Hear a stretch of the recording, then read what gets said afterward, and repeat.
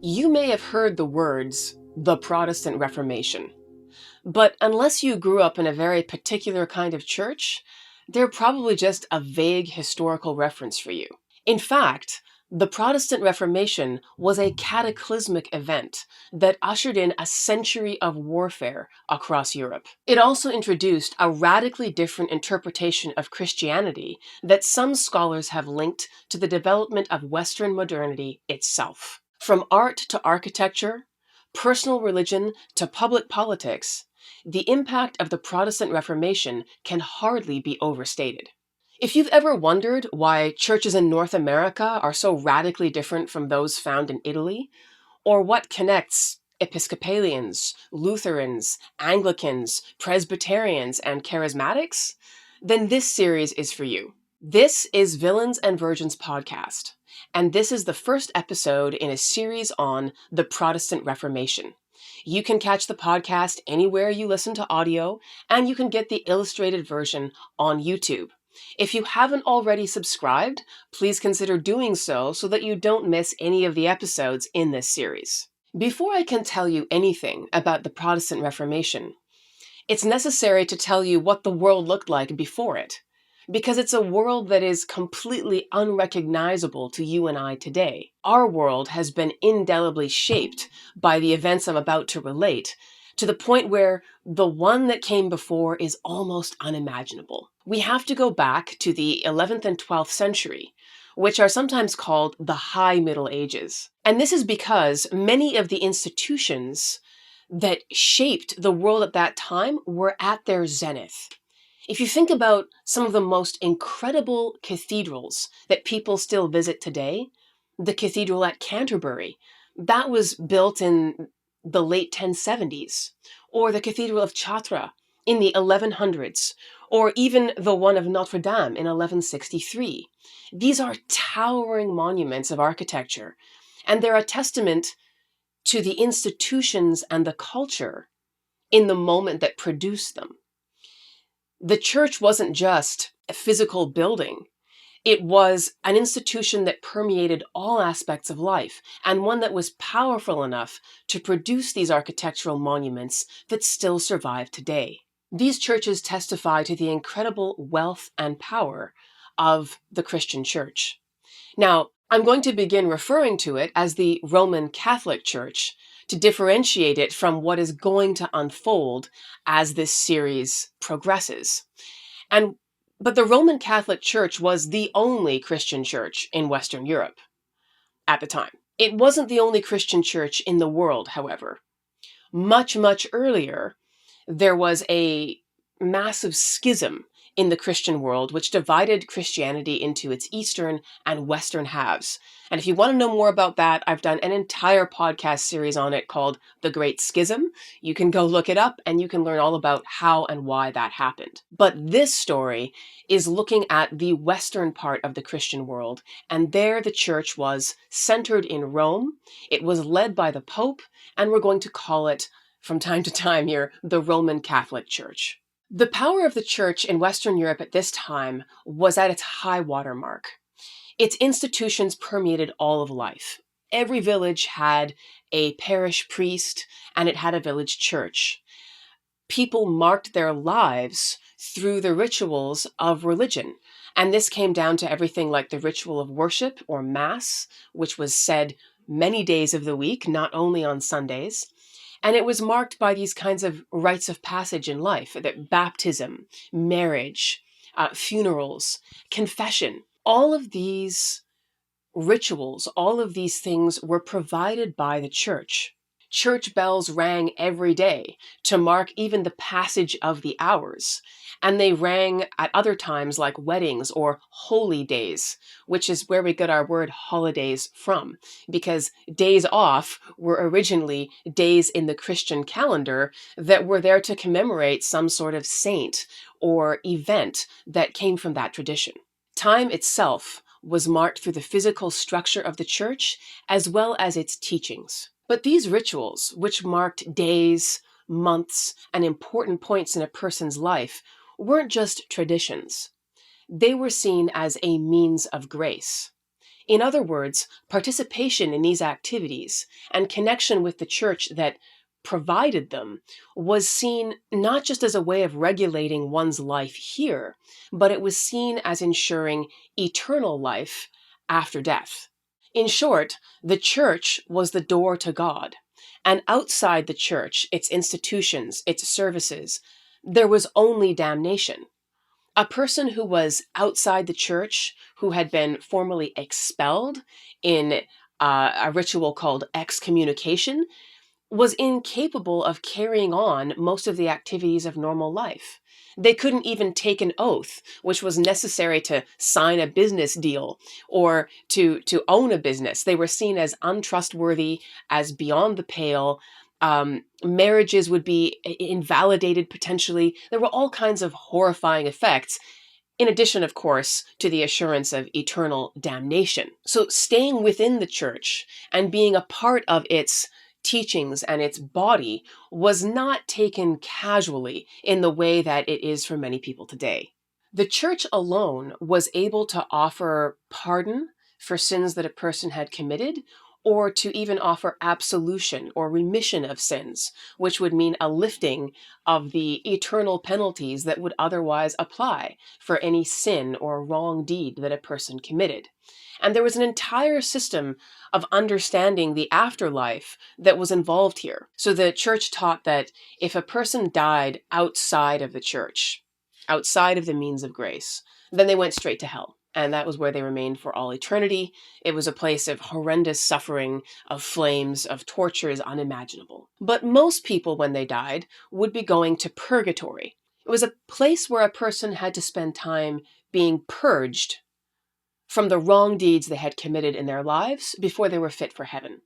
So this is a soul that could eventually ascend to heaven, where there was eternal life and the presence of God, but it needed to be cleaned up first, and that cleaning up involved suffering in this more temporary hellish place called purgatory.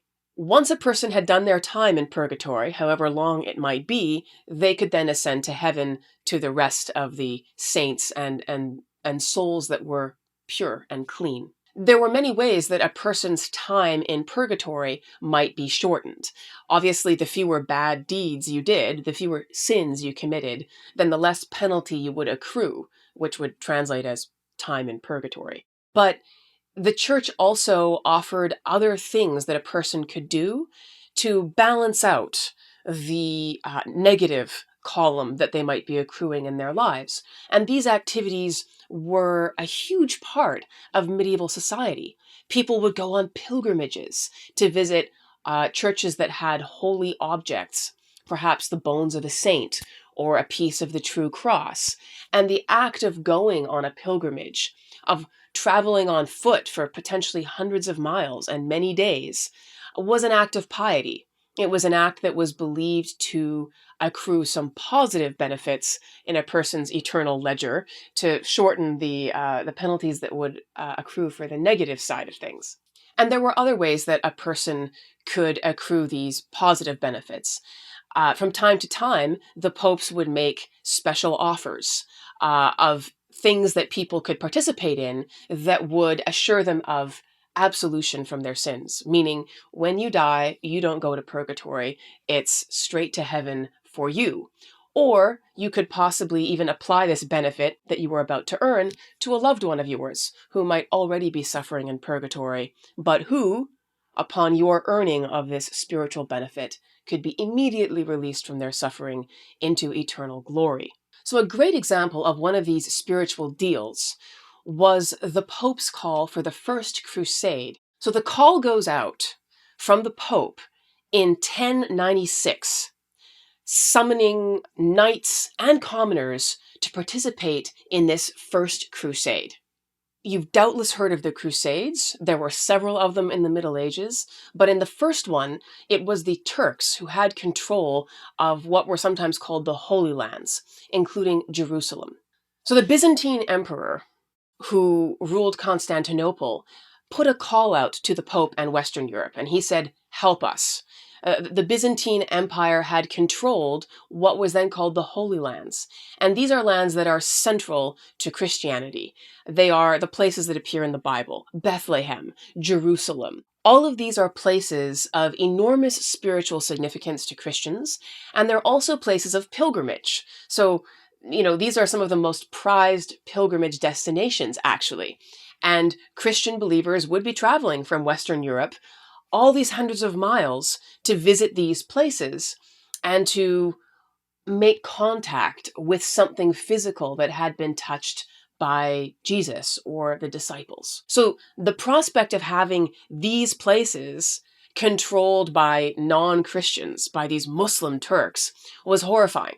And so when the Byzantine emperor's call comes to Western Europe, the Pope answers it. And he decides to rally the rulers of different kingdoms in Western Europe and knights and even commoners by putting out this call. And he says, in 1076, if you join this crusade, if you become a soldier for Christ, then when you die, whether you die on crusade or later, you can go straight to heaven. This will wipe out any negative demerits you've accrued in your spiritual ledger, and it's a benefit you can apply to yourself, or you could have it applied to somebody else if that was your desire. So this was enormously motivating for a lot of people, and knights from across Western Europe signed up, and not only knights, but many commoners as well. There were peasants who signed up, and they signed up in their thousands. Now, not all of them were exclusively motivated by this offer of spiritual gain, of course. Many of the knights and some of the others were also motivated by the thought of war booty that they might collect while they were on this military adventure in foreign lands. But the appeal from the Pope and the offer of this spiritual benefit certainly had a galvanizing effect. And that could only be possible in a society where the church was understood to be the gatekeeper of heaven and the source of grace and spiritual benefit. And so this was an offer for people to kind of partake in that, to acquire some of it for themselves, and it was extraordinarily motivating. The power of the church in this period can be beautifully illustrated by two more stories. One of them is about a repentant king, and the other one is about a French massacre. In the year 1076, only a couple of decades before the First Crusade that we just talked about, a monarch called Henry IV, known to us as the Holy Roman Emperor, was having a power struggle with the Pope. Now, first of all, who is the Holy Roman Emperor anyway? Well, he was the ruler of an assembly of states that we can loosely associate with the territory now called Germany. But at the time, it wasn't a nation state at all. It was an assembly of duchies and principalities and kingdoms, and this area had been dominated by Germanic tribes known as the Franks for many centuries. The very first Frankish king to gain the title Holy Roman Emperor was Charlemagne, and that was back in the year 800. He received that title from the Pope at the time in exchange for military protection of the Pope and the city of Rome. And in the centuries since, this deal had been ongoing, that the Frankish kings and their very effective Germanic warriors would provide military protection to the popes in exchange for this title, which gave them religious legitimacy for their political power. Other popes had from time to time called on these Frankish kings, and they had always answered. A previous Holy Roman Emperor, Henry III, had actually rescued the papacy from a horrible scandal in which no less than 3 candidates were contending for the title of Pope. And one of them had sold the office to his godfather, so candidate number 1 had actually sold the title of Pope to someone, that he knew. The godfather became the second candidate, and then there was a third candidate who decided that he would throw his name in. And it was just a mess of these different competing candidates, each of them backed by powerful Italian families and factions, all of them vying for this office, which wasn't only spiritual in significance, it also had a lot of money attached to it, as well as the rulership of the city of Rome. So at that point, the office of Pope had devolved into this horrible, murderous squabble, and one of the Holy Roman Emperors had literally ridden in on his war horse and sorted them out, basically dismissed all of these Italian candidates and installed his own preferred candidate to clean things up. So there is this contentious sort of relationship between the popes and the Holy Roman Emperors. They both need each other, but who has the final say, who has the most power, is an ongoing point of tension. And we're going to see that unfold in this particular story right now. After that previous Holy Roman Emperor, Henry III, had cleaned up the papacy, the obvious question that arose was who was really in charge of the church? Was it the Holy Roman Emperor, who could march in and just appoint his own candidate? Or did the Pope have authority in some areas that the Emperor couldn't touch? What about things like appointing bishops? The Pope thought that that was his prerogative. He was the head of the church, bishops were officials in the church, and it was up to the Pope to appoint them or dismiss them. But the Holy Roman Emperor had other ideas. He thought that in his territories, the Germanic-controlled ones, the ones the Franks ruled, that the king should be able to appoint whoever he saw fit as bishop, and just sort of tell the Pope, yeah, this is the bishop now of this city or that one. So this was going to be a contested area. And Henry III, the one who'd cleaned up the papacy, dies.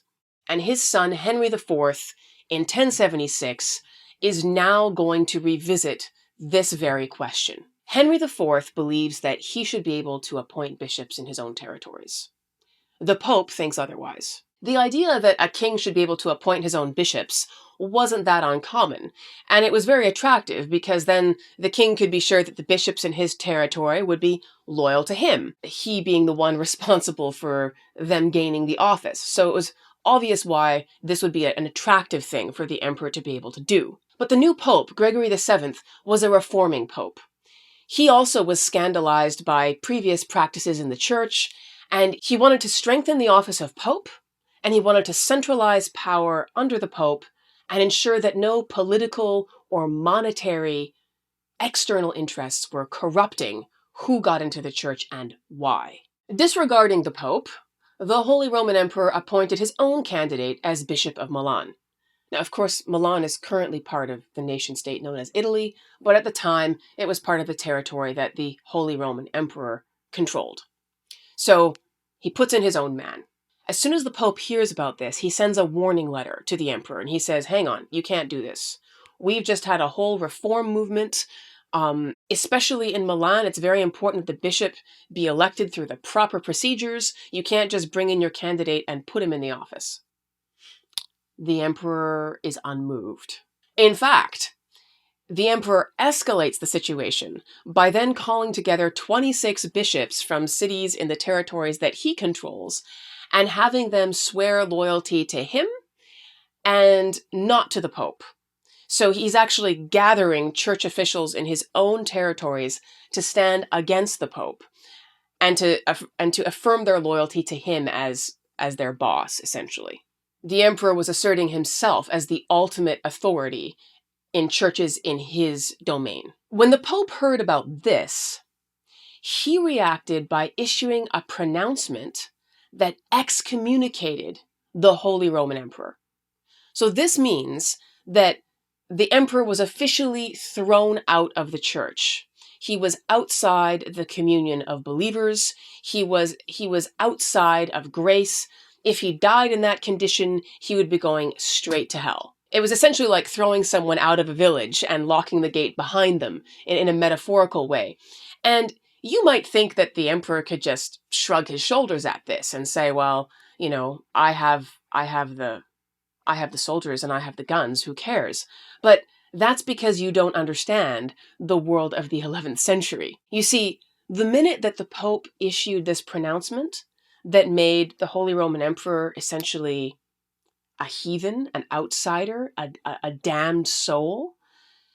It also meant that any of the nobles, the knights in his territories who had sworn loyalty to him and had promised to support him militarily, were now free of those oaths. In fact, the Pope went so far as to say that anyone who served that emperor as a king could also be kicked out. So it wasn't just that they were free of their oaths, they were now afraid to serve the Holy Roman Emperor at all. And so the knights and nobles in his kingdom immediately began talking about how they were going to replace him, how they would go about selecting a new Holy Roman Emperor. No emperor could long survive without his knights and his military backing.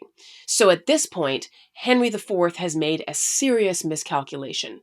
He is in danger of losing his crown. Realizing his dire situation, Henry IV convinced his nobles to wait a few months and delay creating a new emperor until the new year, promising that he would make the situation right in the interim, and if he didn't, then they could go ahead and find a new emperor. So having gotten them to agree to pause, he then had to figure out how to get himself back into the church. The emperor headed off on a crazy mission. His goal was to reach the Pope, who was then staying in Canossa, an Italian-controlled city at the time. To do this, he would need to cross the Alps, bringing with him his wife and his baby son in December.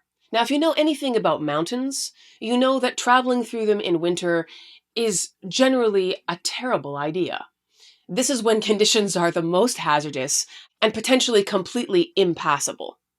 It wasn't like in the 20th century where you could just get in a car and drive on a nicely paved highway that had been carved out of rock.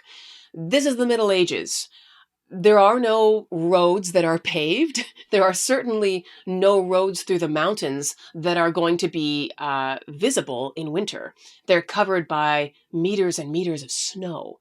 And people are traveling on foot or on horses, which means you're going to be exposed to the punishing, unforgiving winter conditions for hours, days, weeks, and possibly even months.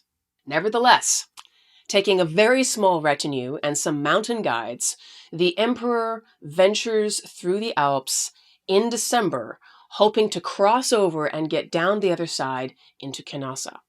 Accounts of this perilous journey include reports of crawling up snowy slopes on hands and feet, of horses that became crippled and had to be left for dead because they were unable to walk in these conditions, and of the women, the emperor's wife and the few female servants she had, making it down snowy slopes seated on ox hide, so animal skins that were makeshift kind of toboggans that were then being dragged down these slopes by the hardworking mountain guides. It was a journey that definitely ended the lives of some horses and could easily have ended the life of the emperor, his wife, or his baby son.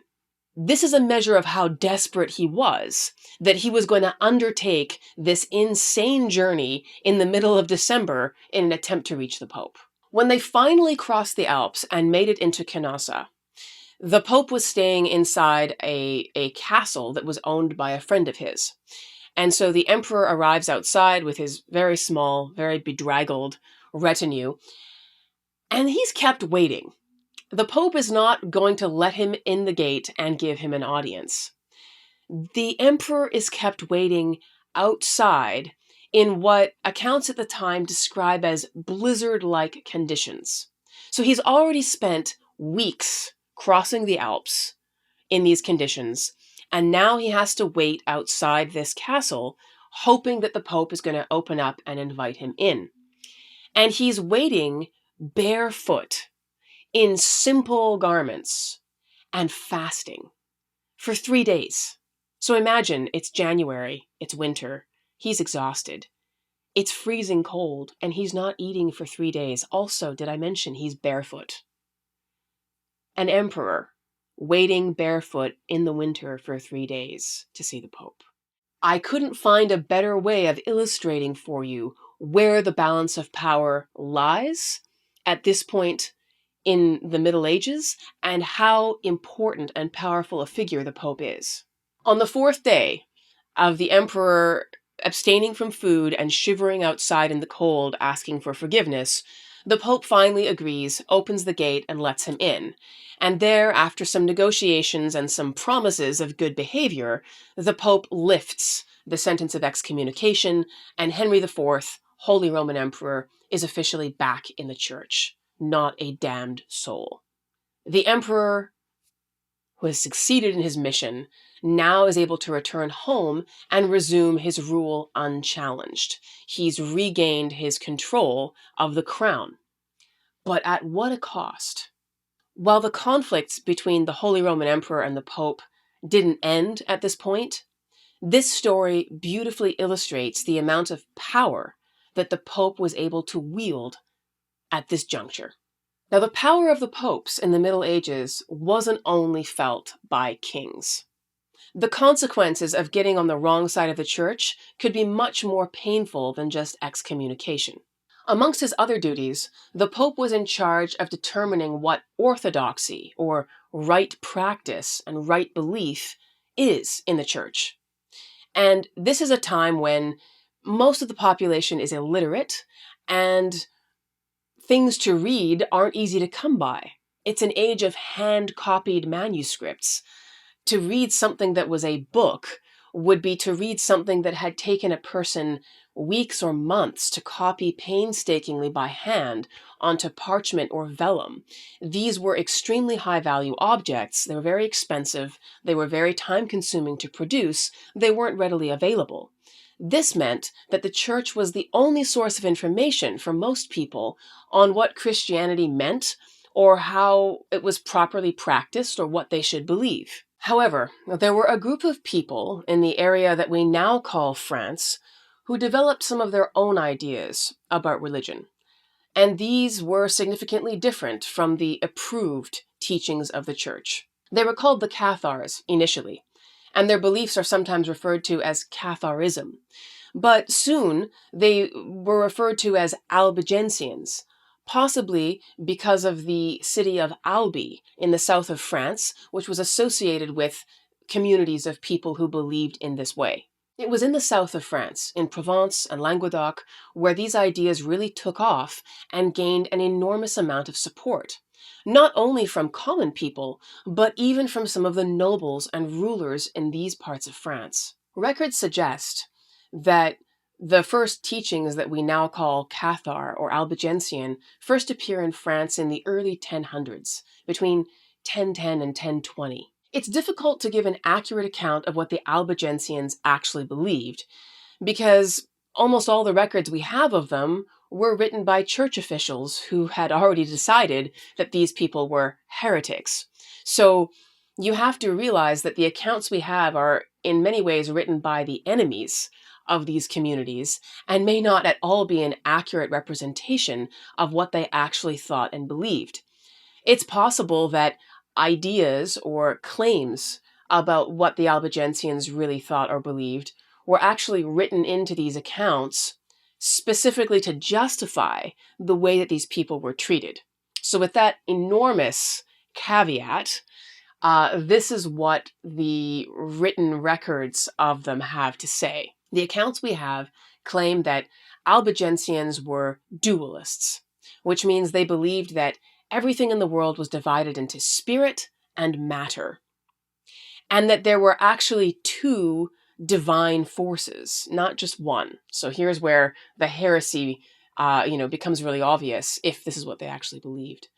That one God was in charge of spirit, and that was the good God, and then there was this other deity-like force that was in charge of the world of matter, of physical things, of material things. And spirit was good, and matter was evil. So with that basic set of assumptions, a lot of the behaviors that were associated with Albigensianism seem to make sense. There was a desire to abstain from things like sex and from physical comfort or pleasure, to really mortify the body and to associate as much as possible with spiritual ideas and to disconnect from the physical world insofar as it was feasible. Now, while that might seem like an unpopular set of ideas, it actually wasn't that different from a lot of the currents that prevailed in the Middle Ages anyway.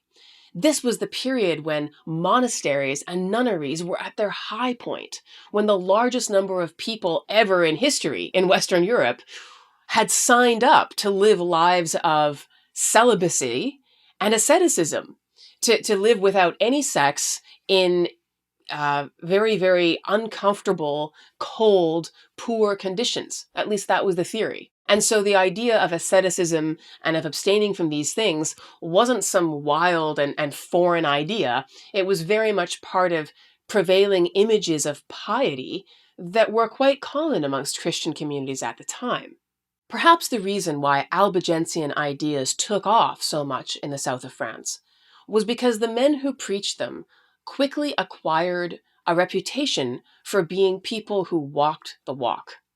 They were actually referred to as the good men, and that was because their lives really were exemplary models of the virtues that they preached. And this was in stark contrast to the behavior of some parish priests or wandering preachers known as friars that had become all too common.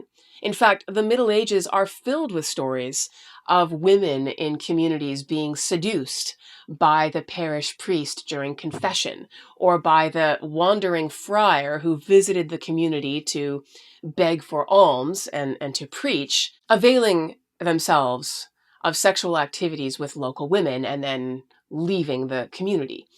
There are even carvings, wooden carvings called misericordia in some churches that were carved by the men who had been hired to decorate these churches, some of them depicting parish priests or friars as foxes in priestly garments, and these foxes are herding geese.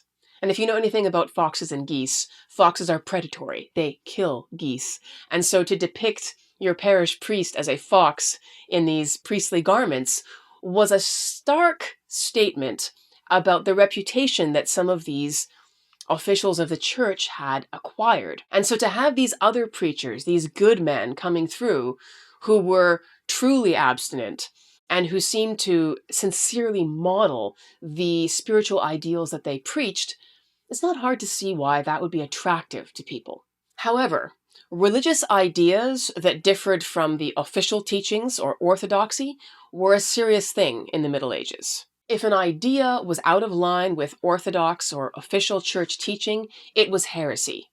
And heresy was a threat to the Christian church and to the body of all Christian believers. The usual practice for church authorities, after identifying an individual or a set of ideas as heretical, would be to call on those individuals to recant or reject the wrong ideas and to repent, to ask for forgiveness and return to right practice, right belief in the church. And it was with this very goal in mind that the Pope founded a new religious order, the Dominicans, who became very famous later on, but they're founded at this time specifically to go into the south of France and to preach against the Albigensian teachings.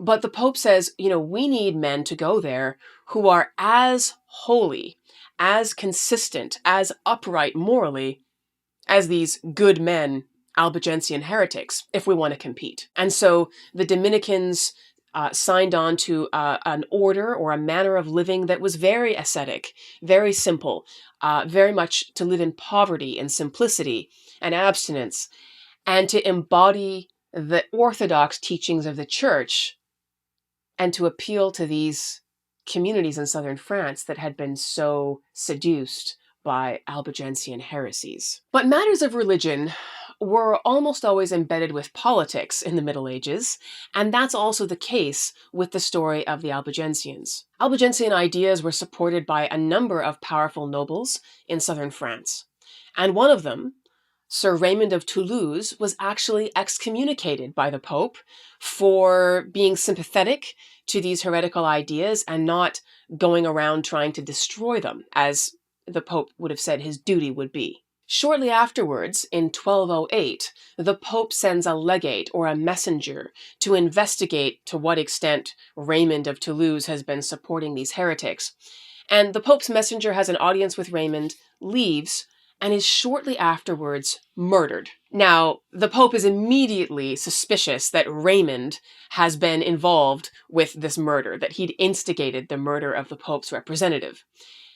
Which, in fact, Raymond would have denied vociferously, but it didn't matter. At this point, the Pope decides that these troublesome heretics in the south of France need to be dealt with differently. They've been deviant from church ideas for nearly 200 years now. The mission of the Dominican friars to bring them back into the fold of Christianity seems to have failed, so spiritual penalties are no longer going to be enough, and the Pope decides on a new strategy. Initially, the Pope demanded that the French king deal with the Albigensian problem. He wanted the king to assemble some knights and be in charge of going down there and punishing these people. But the King of France declined. Undeterred, the Pope decided he would assemble his own army. The Pope declared a crusade against the Albigensians that same year, in 1208. He sends preachers across Europe to spread the word and to call knights to arms. Now, this may seem bizarre because the First Crusade was for control of the Holy Lands, and it was fighting against Muslim Turks. And many of the other major crusades would be similar. But this is the first time that a crusade had been declared against the enemy within, against people who were ethnically, linguistically, and culturally basically identical to the knights who were being called to come in and slaughter them. But in the Pope's view, these Albigensians were like a cancer in the body of Christianity that had to be cut out to preserve the health of the rest of the body. The Pope promised remission of sins for whoever served in this crusade for a period of 40 days. So all the same spiritual benefits. If you die on this crusade, you go straight to heaven, no purgatory for you. Your negative balance of sins, whatever you've done, basically gets erased. So the same spiritual benefit that had been promised for the First Crusade, except it was much easier to obtain because you only had to serve for 40 days. You didn't have to take a ship and travel hundreds of miles to get to the Middle East. It could be a simple summer campaign, and you could be back in your castle by autumn. So it was very, very easy for people to participate in. It was very attractive. And it wasn't just knights from France who joined in. Knights from other parts of Europe were attracted by this call. And by 1209, some records say that as many as 10,000 men were marching toward the south of France. Now, these medieval numbers are notoriously inaccurate, but what they do communicate was that it was an army the size of which had never before been seen. It was enormous. One of the first major cities surrounded by this army was the city of Béziers on July 21st. And the crusading army surrounds the city and demand that the Catholics exit and that the Albigensians surrender themselves. The inhabitants of the town refused. And so when the Crusaders finally smashed their way through the gates and gained access to the city, they slaughtered everybody that they could find. Accounts of this massacre number the bodies of the dead anywhere between 7,000 and 20,000. So again, it's very hard to get accurate body counts, but we know from Crusaders themselves, people who were part of this army, that they killed everything they found, men, women, and children. And before the crusading army actually entered the city, there's an account of one of the knights who asks the Pope's representative, okay, no one's coming out of the city, we're going to go in, how do we tell who are the Catholics and who are these Albigensian heretics? And the Pope's representative essentially said, kill them all, God will know who are his own. Let God sort them out. And that's exactly what they did. After killing all of the people that they found, the Crusaders burned the city to the ground. And this was an example to all of the other cities in the south of France who were now being menaced by this army of what they might expect. As the crusading army worked its way across these territories in southern France, they developed a terrifying method of operation. Once they captured a town, they would round up any Albigensians who refused to recant their beliefs and return to the right teachings of the church. And these people would then be burned alive, often in their hundreds, publicly, as a spectacle and an example to others. The Crusaders returned to the south of France every summer during fighting season from the period 1209 to 1229. That's 20 years of every summer having a murderous army of knights come through and attempt to round up and massacre anyone suspected of having these heretical beliefs. And it wasn't only people who were confirmed, but even people who were suspected of being sympathetic to them or helping them. And what's astonishing about this story is that there are many eyewitness accounts of Albigensians who, knowing what their fate would be, didn't lie and say, "Oh no, I've seen the light. I'm ready to go back to proper belief within the church," and just kind of say what they needed to say to avoid dying and wait for the army to disappear in the fall and winter and stay alive. No, many of these people continued to affirm their beliefs, knowing what penalty would apply to them for doing so. And there are accounts of Albigensians who willingly hurled themselves into the flames, who went to the stake almost with enthusiasm, rather than deny these beliefs to save their lives. It's hard for us to imagine today ideas that would be so compelling that people would willingly sacrifice their lives, not just to end their lives, but to die in an agonizing, horrifying way, and to do this in their hundreds and thousands. But the world of the Middle Ages is one in which eternal life and one's beliefs about eternal life are one of the most important things that there is. These beliefs and these identities shape everything. And so we can't really understand the behavior of people at this time unless we understand that those were the things that mattered most to them. Some scholars estimate that this 20 years of every summer massacre that is called the Albigensian Crusade killed some 1 million people. Again, it's very hard to verify these estimates, but what you can know is that there was an army that returned every year to inflict massacre on people who essentially had no ability to defend themselves. The significance of this crusade was that it was the first time that this sort of religious violence, military massing, was employed against the enemy within, against people who were linguistically, ethnically, and culturally identical to those people who were busy killing them. Most of all, the Albigensian Crusade was a dramatic exercise in papal power and a horrifying example of what awaited those people who stepped outside the boundaries of correct teaching and practice. The penalty for heresy could be horrifying indeed.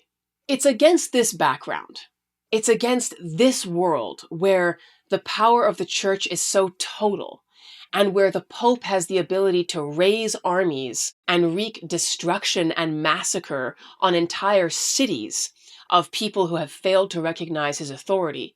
It's this world that we have to understand before we can talk about the man who dared to raise his voice against this institution and what happened to him and his followers. In order to begin the story of the Protestant Reformation, we have to begin our story some 7 centuries ago, in this period of the High Middle Ages, in the town of Yorkshire in northern England. John Wycliffe was born into a family of sheep farmers in the late 1320s or early 1330s. As the second son, even though he was raised on the farm and would have helped his father with herding sheep and shearing them and washing them and all of these things, he couldn't inherit the farm. That would go to the oldest son. And so, like many other parents of this period, John Wycliffe's father chose a career in the church for his second son. This wasn't uncommon. In fact, at this period, the High Middle Ages, some scholars estimate that as many as 1 in 3 people in England were employed by the church in some capacity. So this meant your parish priest, but it also meant the incredibly large monasteries and nunneries where hundreds, if not thousands of people were devoting themselves to lives of spiritual contemplation. That's not all that went on in monasteries and nunneries. These were fully economically self-supporting institutions, and the people who inhabited them were also engaged in economically profitable activities like farming, like the spinning of fabric, like the raising of livestock. So we have to understand that a career in the church wasn't as simple as just being a preacher. There were many, many ways that people could be involved in the church and its institutions, and enormous numbers of them were. John Wycliffe's education began at about age 7, learning the basics of Latin from his local parish priest. And he might have moved on at some point after a few years to a grammar school run by monks in a nearby monastery. But learning Latin was the first step, and it was fundamental to any education. Those who were educated in the Middle Ages spoke Latin.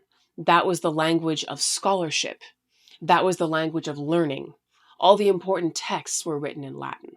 And so this would have been the focus of young Wycliffe's education, until about the age of 14 or 15.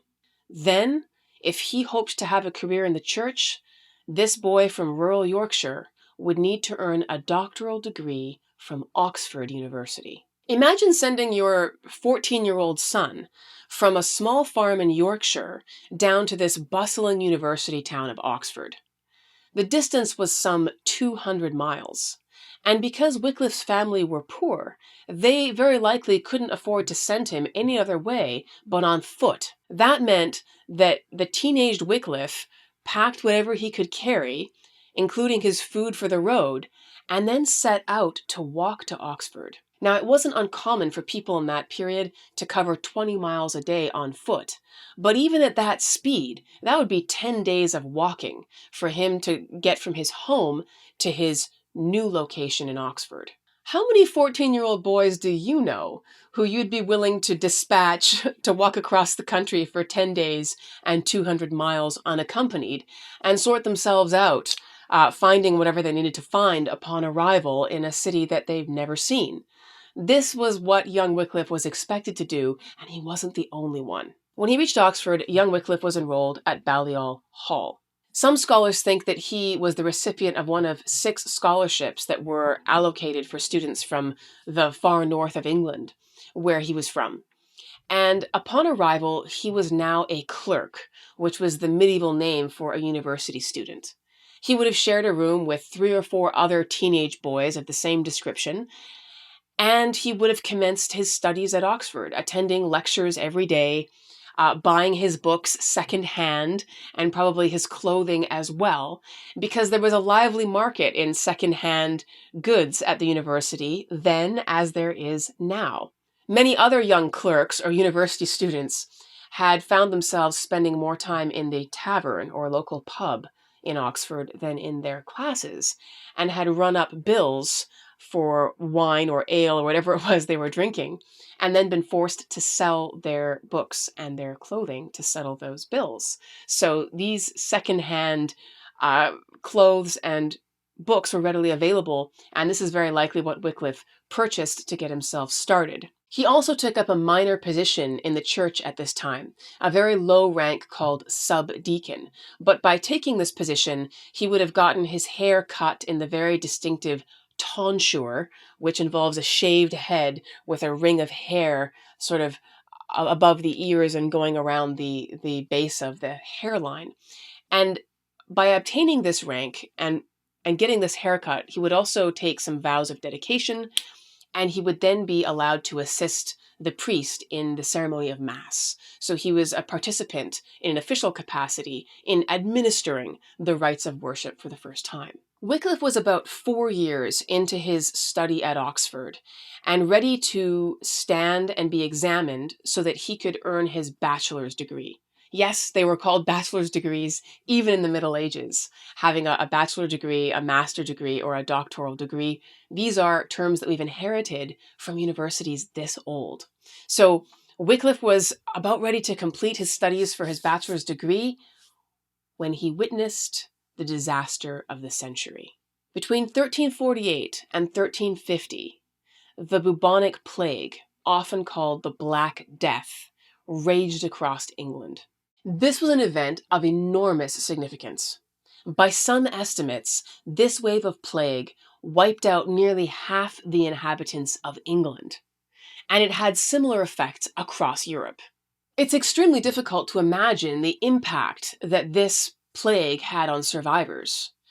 People had seen entire families and villages just wiped out. People died without respect to their rank or position in society. Members of the royal family were affected, knights were affected, people who were high up in church institutions died. Your monks and your nuns and your priests died in the same numbers that regular parishioners and peasants did. It spared nobody.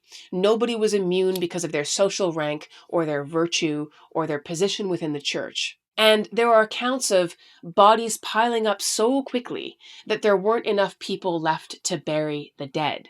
And so they would resort to digging mass pits and just shoveling corpses into them in their dozens as the days would go on. It was impossible for people at the time not to view the Black Death as a judgment from God, as a penalty for some awful sin that they had committed as a society. And so the question was, where had they gone wrong, and how could they amend their ways to have this awful plague, this terrible divine punishment, lifted? And since clergy or churchmen were dying in comparable numbers to the rest of the population, it seemed that they too had displeased God and were being punished. For many people, this shook their confidence in the institutional church, and even more in the months and years after the plague, when the church was obliged to fill the many empty spots of dead priests and friars by quickly enlisting new recruits who were often far less well educated and far less knowledgeable than the people that they were replacing. And so the level of knowledge and perhaps moral uprightness declined quite significantly in the immediate years after the plague. While it wouldn't be justified to claim that all of the ideas that John Wycliffe would develop are a direct result of the Black Death, it's also impossible to ignore the impact that this episode had on his entire society, on Wycliffe himself, and certainly on the people around him. It must have influenced the way that they received his ideas, and they were going to be a very profound set of claims about the church. The plague had stopped everything, including education at Oxford, for the period of time that it raged.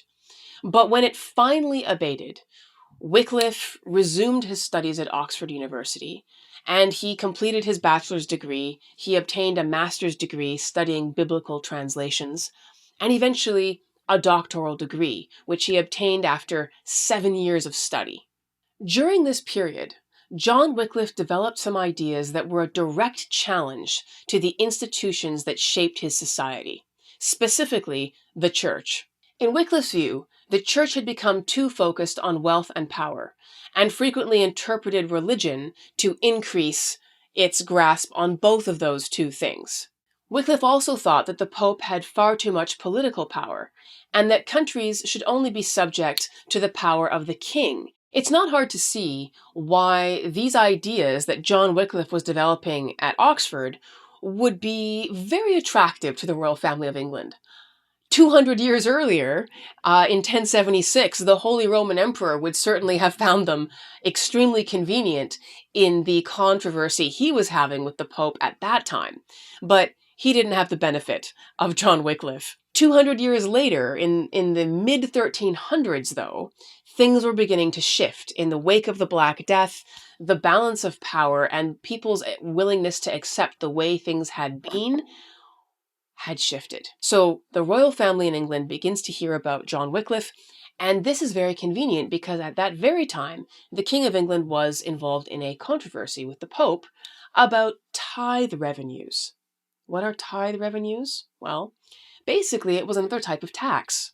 But it wasn't the tax that you paid to the king or to your feudal landlord. It was a tax that you paid to the church. And everyone had to pay it. It was normally collected by the village priest. He would collect the 10% tithe that everyone needed to pay to the church. And he would take those tithe monies and he would keep a certain proportion of them that was allocated for the upkeep of himself and the village church, and he would funnel the rest upwards through the church hierarchy to the bishop, the archbishops, and eventually to Rome itself. It was the transfer of these funds out of England and into the Pope's hands that was then being disputed. And so when the king heard about these ideas of John Wycliffe, he was very interested. In particular, John Wycliffe said that no one needed to pay tithes to the church officials unless they were men of virtue. This was unheard of. But John Wycliffe, who'd grown up in a rural town in Yorkshire, had seen the practices of local priests collecting tithes, and he knew that sometimes they were quite extortionate. They would say, oh, you haven't paid enough of your tithe, or you haven't paid it at all. And a peasant or a farmer was powerless. There was no one he could appeal to. If the priest said he hadn't paid, he needed to pay. If the priest said he hadn't paid enough, he needed to pay more. And in some cases, there were many accounts of priests taking more than they should have and then selling some of the chickens or the wool that they had collected, selling these things back to people in the marketplace to enrich themselves. And it wasn't hard to see why this would generate a lot of resentment. So John Wycliffe was revolutionary in saying, if the priest is not an upright man, if the priest is not virtuous, if the priest is being extortionate, don't pay him. So this idea, of course, was one that was extremely convenient for the king. John Wycliffe went further, and he said that the acquisition of land and wealth, these enormous farms that some of the monasteries had acquired, land that they owned, that they were able to spin cloth out of and sell goods from, all of these things, he thought, got in the way of the church's real mission, which was spiritual purity. And John Wycliffe thought the church should return to the ideals of early Christianity, which were poverty, which did not involve material wealth or comfort or power or political influence of any kind. Wycliffe thought that the church should voluntarily give up its property, its wealth, and its power, and redistribute that back to the people that it had been collected from. But if the church was unwilling to do this, the state could maybe lend a helping hand in helping the church return to its initial state of spiritual purity and poverty. It was because of these things that John Wycliffe's ideas first got on the radar of the royal family in England. And very soon they found ways to use these ideas to their advantage. In 1376, the English Parliament, for the first time, developed a petition that they wanted to send to the House of Lords. So the English Parliament at this time didn't have as much power as it was going to acquire much later. Medieval society was extremely hierarchical, and the king and the pope were at the top of these various political and spiritual institutions, and underneath them were men of lesser rank. So under the king were the nobles, the knights, those of aristocratic lineage, landowners, and underneath them would be the commons. Here you had merchants and others, and finally beneath them the peasants and the serfs who were tied to the land and lived mostly in abject poverty. So these commoners in Parliament, for the first time, draft a petition that demands that the king be accountable in some way for some bad things that have been going on. What bad things, you ask? Well, for a start, the king has a mistress. Yes, he also has a queen, but he has a mistress, and this woman is incredibly greedy. She's rapacious, actually. She is always trying to acquire more wealth and to get the king to gift her more and more things. And of course, these things have to be taken from other people that they belong to. So she's a very unpopular figure.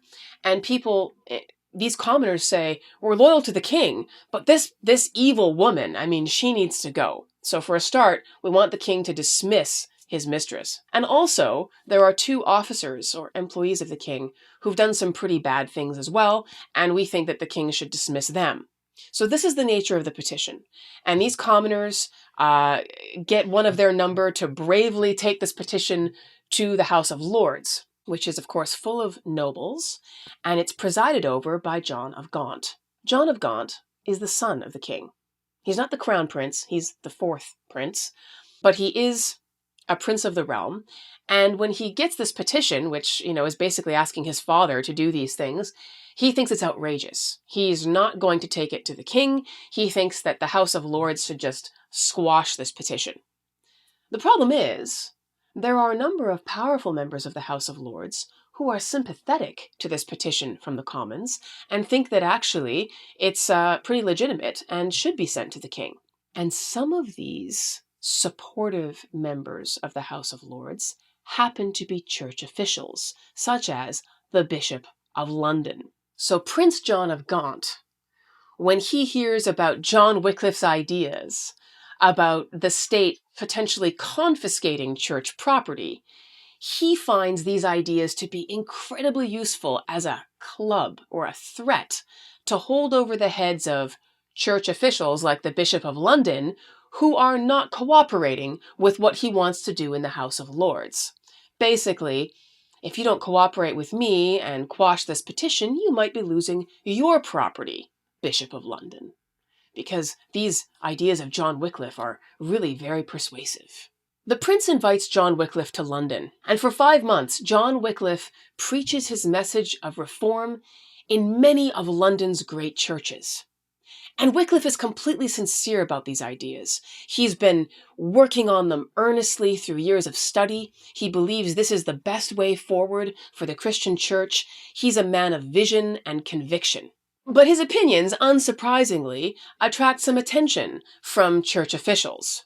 Early in 1377, John Wycliffe is summoned to appear before the Bishop of London and also the Archbishop of Canterbury, who's the highest-ranking church official in England.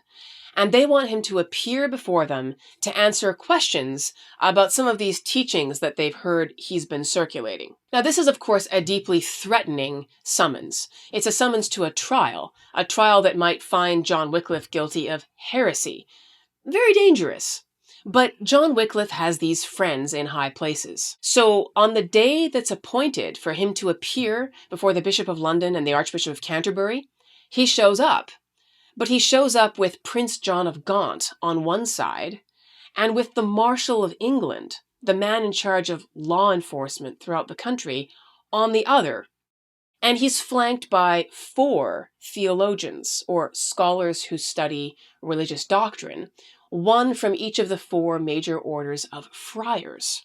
Furthermore, Prince John of Gaunt, just days before this trial of Wycliffe, has arranged to have the entire city of London put under the authority of the Marshal of England, which is kind of a new thing. London had been independent. It had been in its own city and in charge of enforcing law within its walls itself. But by Prince John of Gaunt putting the city under the authority of the Marshal, his best friend, his Marshal, can now make arrests of anybody in the city who's deemed to be stepping out of line. So when John Wycliffe shows up with the prince on one side and the Marshal of England on the other, it's not a thinly veiled threat. It's an extremely bold and very loud one. It's a message being sent to the Bishop of London and the Archbishop of Canterbury. And this is the astonishing thing about this scene. Because when you think about John Wycliffe being summoned to appear before the bishop and the archbishop, you imagine this poor scholar, this man who is known for going around in bare feet and a garment of coarse russet cloth, appearing before these powerful church officials who are there to defend their own authority and to squash his message. But that's not actually what's going on here at all. Yes, John Wycliffe is a barefoot scholar and he's sincere in what he believes. But when he shows up accompanied by the Prince and the Marshal of England, he is being used by the crown to suppress the petition from the commoners in Parliament and to threaten those people in the House of Lords, like the Bishop of London, who were brave enough to support that petition from the commoners. In other words, the Bishop of London is championing the voice of the people who are asking the king to be accountable for abuses of power committed in his name. That's what the Bishop of London is doing. And here's the prince who's using this earnest scholar from Oxford as a weapon to try and silence that bishop and to make him fall into line so that the petition from the commoners will fail and that the crown is accountable to nobody. It's a bit of a different scene than what you might assume, but that's what's going on. Now, as it happens, the trial of John Wycliffe doesn't even get started because an argument breaks out between the archbishop and the prince over whether Wycliffe should sit or stand. The prince thinks that Wycliffe should be allowed to sit down. There's lots to talk about. No need to keep him standing. And the archbishop thinks that no, if he's coming here to answer questions about possible heresy, he should be standing. So this argument gets going, and the church is filled with Londoners who are angry because they've just heard that the prince has put their entire city under the authority of the Marshal of England. The church is filled with Londoners who are there to defend their bishop against potential arrest from the Marshal of England. That's the audience that gets rowdy and riots when there's this dispute between the prince and the archbishop. So John Wycliffe slips out, the trial doesn't happen, it's rescheduled for another day. After his appearance before the Bishop of London and the Archbishop of Canterbury, John Wycliffe continued developing his ideas, many of which became even more critical of the institutional church of his day. For example, he asserted that the Bible was the only reliable source of information about God and about what Christianity should be about. This sounds kind of obvious to you and me, having grown up after the Protestant Reformation, where this idea became commonplace. But in Wycliffe's time, it was an astonishing idea, not least because most people had never read the Bible.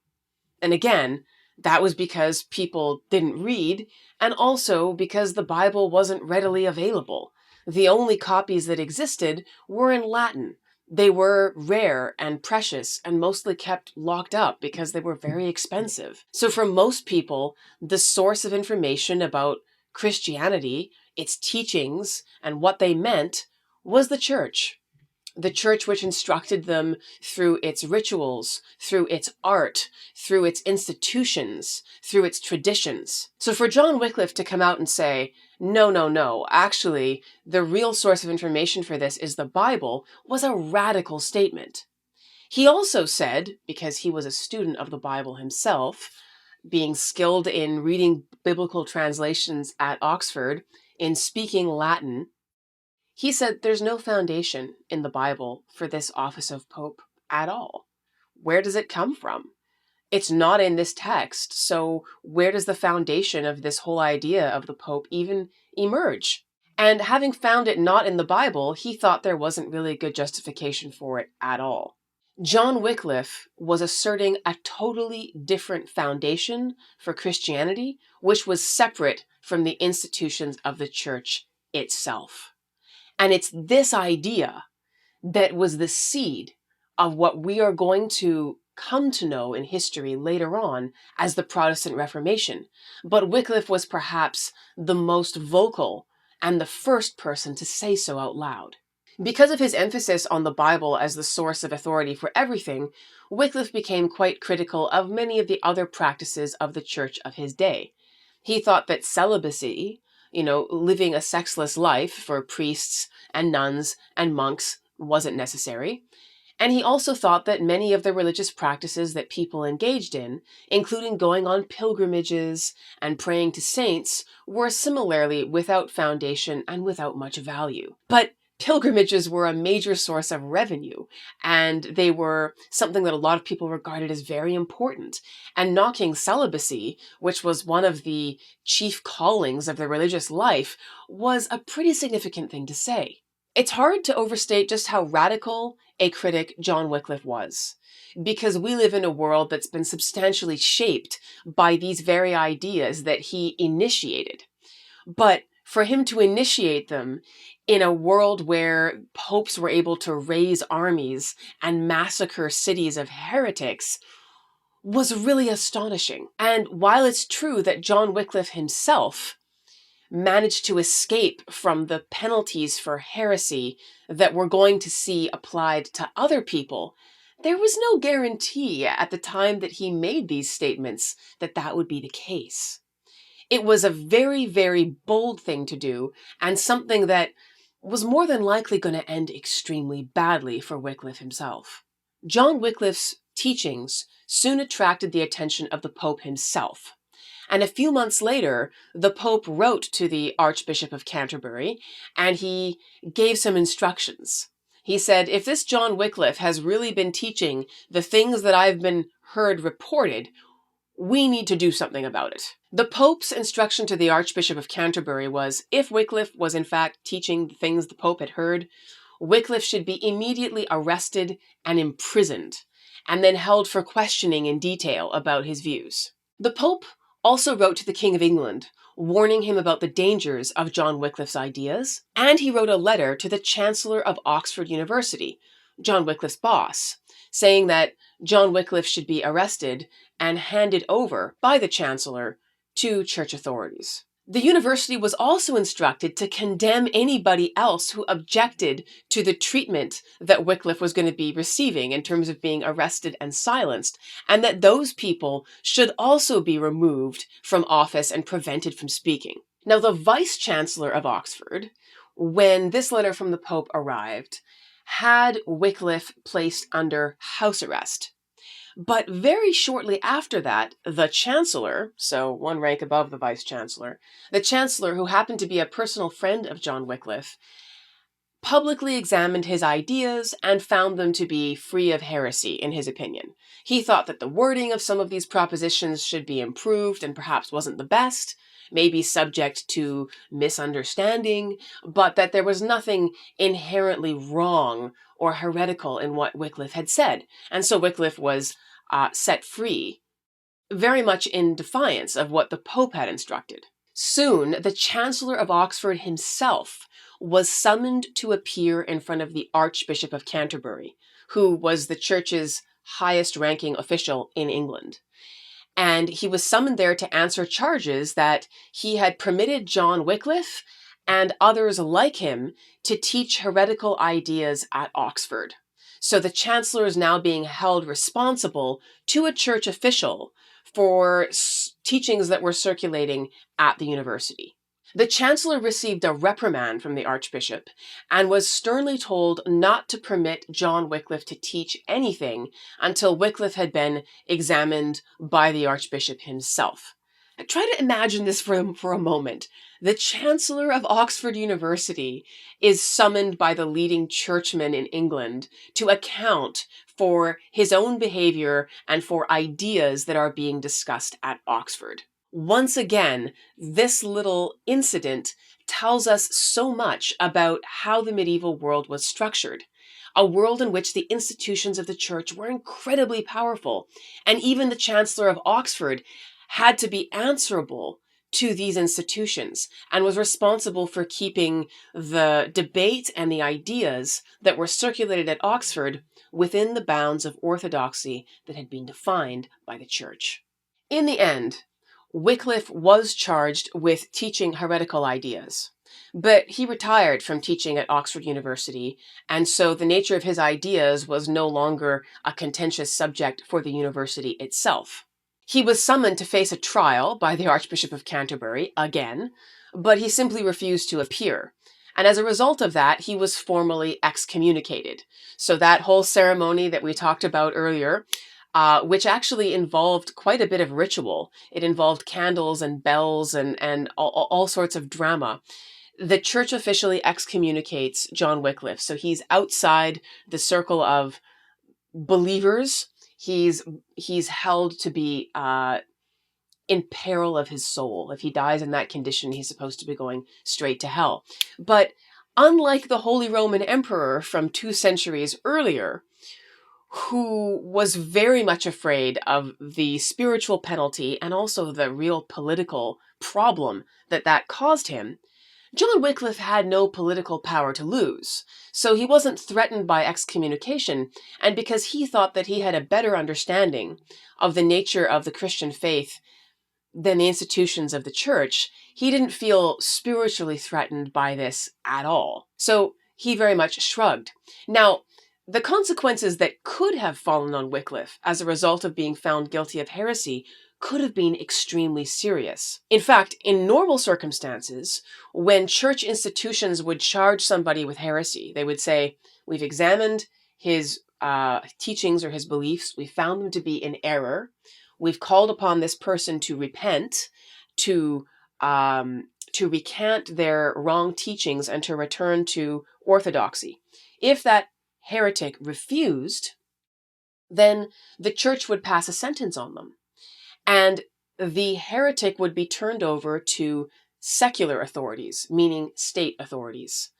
And those state authorities would be the ones responsible for imprisoning that person, for conducting or assisting in interrogation, which often involved torture, and ultimately for the sentence, which in many cases could be death. But in England, the state, controlled by the royal family, connected to Prince John of Gaunt, told the church in England that they could sentence Wycliffe as they wished, but the state wasn't going to cooperate in carrying out any sentence.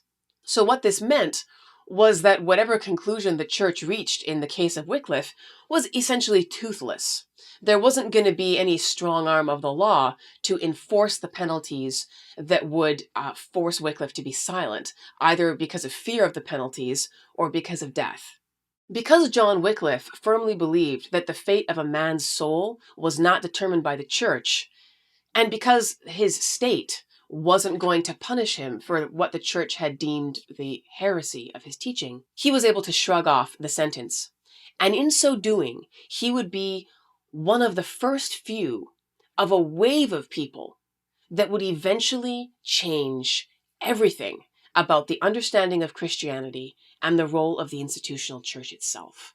Now that John Wycliffe was finished teaching at Oxford, he would turn his attention to something that was even more significant, and a natural outcome of the ideas that he had been developing.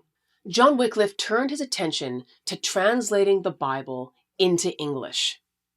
There were no English versions of the Bible available at this time. The only versions were in Latin, and most people couldn't read Latin. They couldn't understand spoken Latin. When the priest would give Latin utterances in the church during the Mass, even if there were verses of the Bible in Latin read, the congregants would have no idea what the words actually meant. John Wycliffe and his helpers worked from this Latin Vulgate version that was then available. They didn't have access to the original manuscripts in the source languages of Hebrew, Aramaic, or even Greek. But this translation project was completely illegal. The Council of Tarragona in 1234, more than a century before Wycliffe begins his translation project, had declared that copies of the Bible in the vernacular, meaning the everyday language that people spoke rather than Latin, was forbidden. The church had reached this decision because there had been small groups of believers who had begun to translate sections of the Bible, maybe a single gospel or sections of the Psalms.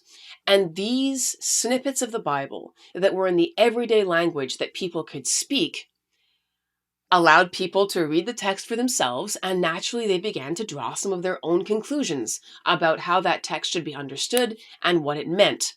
And the church thought that these conclusions and these ideas were extremely dangerous. So they outlawed any translation of the Bible into common languages. And they further said that if somebody was found to have a copy, that copy had to be destroyed. Any existing copies ought to be handed over to the local bishop for burning. They didn't want everyday people to have a copy of any section of the Bible in their own language. They thought it was dangerous. Because John Wycliffe was convinced that the Bible was the only legitimate source of information about God and about what Christianity really meant, he was dedicated to making sure that everyday people could read it for themselves and draw their own conclusions. How much of the Wycliffe Bible was translated by Wycliffe himself is unclear. Some scholars think that he worked on perhaps the four Gospels or some other sections, but it's generally believed that most of the translation was done by scholarly friends and allies of John Wycliffe from Oxford University.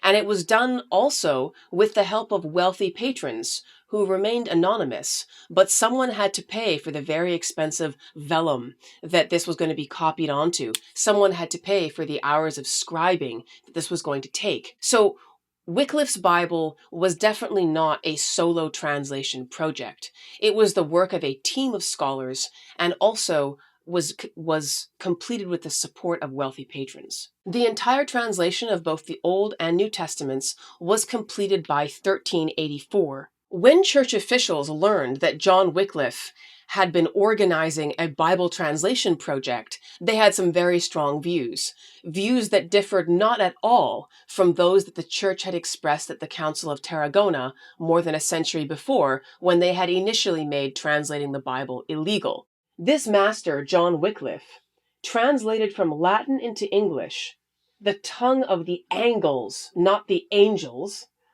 the scriptures that Christ gave to the priests and wise men of the church, so they could minister to ignorant and weaker souls. By this translation, the scriptures have become vulgar, and they are more available to lay, meaning everyday people, and even to women who can read, than they were to learned scholars who have a high intelligence. So the pearl of the gospel is scattered and trodden underfoot by swine. That was the opinion of church officials, that it was dangerous and somehow debasing to put the Bible into the language that everyday people could speak and understand, and to allow people who weren't part of the institution of the church and therefore authorized to speak, to allow people outside that structure to have access to it and draw their own conclusions. John Wycliffe also had a vision for lay preachers, meaning people who were outside the institutions of the church, not monks, not priests, not people who had made vows and joined themselves into holy orders and become part of that structure, but everyday people, tradesmen, who would take his ideas and spread them across England. And he attracted quite a following. There were scholars from Oxford who found his ideas compelling and who taught them, but there were also blacksmiths. There were also a more common and uneducated men who were inspired by the things he had to say, who were strongly drawn to these ideas, and who dedicated their lives to spreading them into towns and counties across England and Wales. Their enemies called these followers of Wycliffe lollards, which is from a word that roughly translates as mumblers. For a while, they benefited from the sympathetic political environment in England, which was willing to tolerate heresy and unwilling to enforce the penalties of imprisonment and death that the church would have liked to see. So there was this environment of toleration that existed during Wycliffe's lifetime and for a few years afterwards, which allowed these lollards the freedom to spread his ideas more or less with impunity. John Wycliffe himself died in 1384, only a few months after the Bible translation project was complete. The lollards continued spreading his ideas, and this continued for a few decades. But when a new king came to power, Henry IV in England, the atmosphere of toleration and the unwillingness to prosecute and punish heresy suddenly changed. King Henry created a law that allowed for the burning of heretics in England. And soon after, Lollards were targeted for their heretical ideas, and many of them lost their lives being burned at the stake in England. By the year 1415, the church had officially condemned John Wycliffe's teachings as heresy, and that meant that anyone who expressed sympathy for those things or who expressed ideas that sounded like what John Wycliffe had said was very much in danger. The council declared that anyone who read the Bible in English, anyone who availed themselves of this translation project that John Wycliffe had led, would, quote, forfeit land, cattle, life, and goods from their heirs forever. So this means if you're found with a copy of Wycliffe's Bible, you're going to lose your property, you're going to lose any possessions that you have, and you're going to lose your life. Furthermore, your children don't have access to any of your land, property, or possessions. So you've lost your life, but you've also beggared your family. It's hard to imagine how this penalty could be more severe unless it had included the immediate execution of the entire family of the offender as well. But de facto, by dispossessing them of everything they had, they would be condemned to a life of destitution, which would be very close to a death sentence anyway. While the Lollards suffered extremely harsh persecution for spreading Wycliffe's ideas, and many of them died in flames at the stake, the ideas that they spread also lit fires intellectually across England. They interacted with a sense of abuse of power, with resentment, with poverty, that especially the lower classes, the peasants and the serfs, had been feeling for centuries. And so the fire that this lit in the popular imagination could not be put out, no matter how many Lollards met their deaths at the stake. John Wycliffe had challenged the very foundations of the church, and the implications of his ideas would forever alter the future of Christianity. He's often been called the morning star of the Reformation because he was the first to articulate so precisely ideas that were going to change the world he lived in forever. His life was the beginning of the Protestant Reformation. If you've enjoyed this episode, be sure to stay tuned because there will be several other episodes in this series as we dig deeper into the Protestant Reformation, what it looked like, and what it has meant. If you enjoyed this episode, please subscribe and consider sharing it with someone else that you think would also benefit.